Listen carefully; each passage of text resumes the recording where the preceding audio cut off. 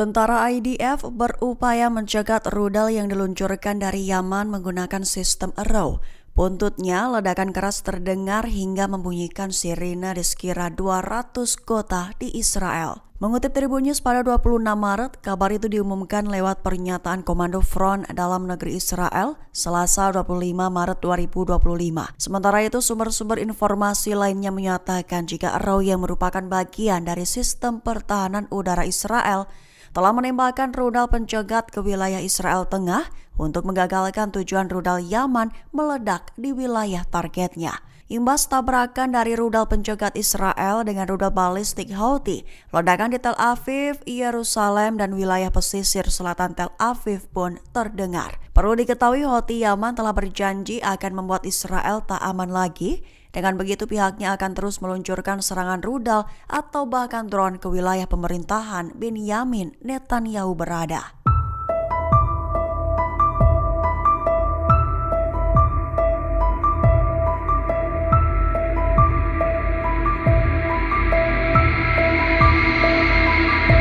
Yordania turun tangan tuntut aksi dunia untuk balas agresi Israel terhadap rakyat Palestina. Klaim bahwa pasukan IDF telah melakukan 900 pelanggaran gencatan senjata di jalur Gaza. Mengutip Tribun News pada 26 Maret, klaim itu diutarakan oleh Wakil Perdana Menteri dan Menteri Luar Negeri Yordania Ayman Safadi pada Senin 24 Maret 2025. Menekankan bahwa pihaknya telah mencatat lebih dari 900 pelanggaran gencatan senjata oleh Israel selama 40 hari terakhir. Antara lain melanjutkan agresinya terhadap Gaza setelah menghentikan bantuan kemanusiaan, medis, dan pangan ke Gaza. Itu disebut Safadi bukti jelas Israel melanggar perjanjian gencatan senjata. Sementara itu, Perdana Menteri Yordania Jafar Hassan menuntut tanggapan internasional untuk memastikan penghentian segera serangan yang disebutnya brutal itu.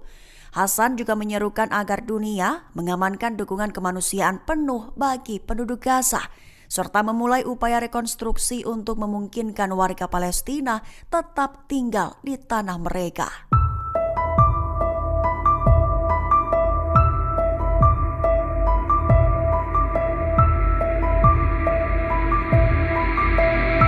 Hamas diklaim memiliki peluang besar untuk menghancurkan Israel lantaran pemimpin Partai Biru dan Putih Israel Benny Gantz telah menyentil soal terkoyak dari dalam. Mengutip Tribun News pada 26 Maret, hal itu diutarakan oleh Gantz dalam unggahannya di X pada 25 Maret 2025.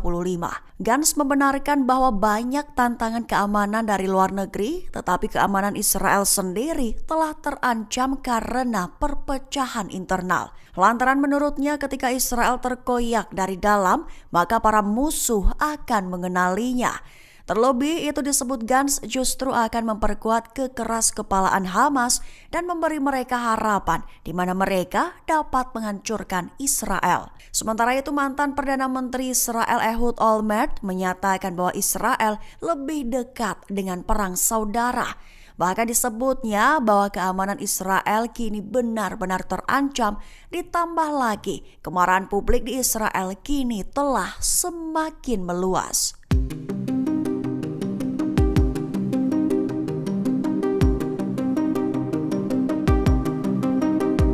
China memperingatkan Amerika Serikat atas kehadiran mereka di Laut Cina Selatan, menyebut bahwa aksi terjun ke medan itu justru akan menimbulkan kecelakaan mematikan. Mengutip Al-Mayadin pada 26 Maret, kekhawatiran itu diutarakan oleh Kolonel Senior Zhang Xiaogang sejak tahun lalu. Awalnya ia menuduh Amerika Serikat dan mitranya telah meningkatkan ketegangan melalui intrusi berulang kali ke wilayah yurisdiksi Tiongkok.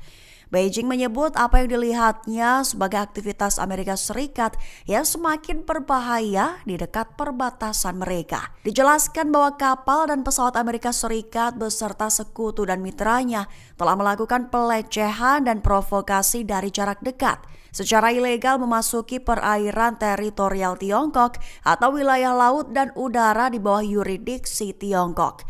Diklaimnya itu adalah aksi jahat yang mengganggu kegiatan pelatihan normal oleh pihak Tiongkok secara tidak bertanggung jawab melakukan manuver sembrono. Ia menambahkan bahwa tindakan-tindakan itu secara serius merusak kedaulatan dan kepentingan keamanan Tiongkok.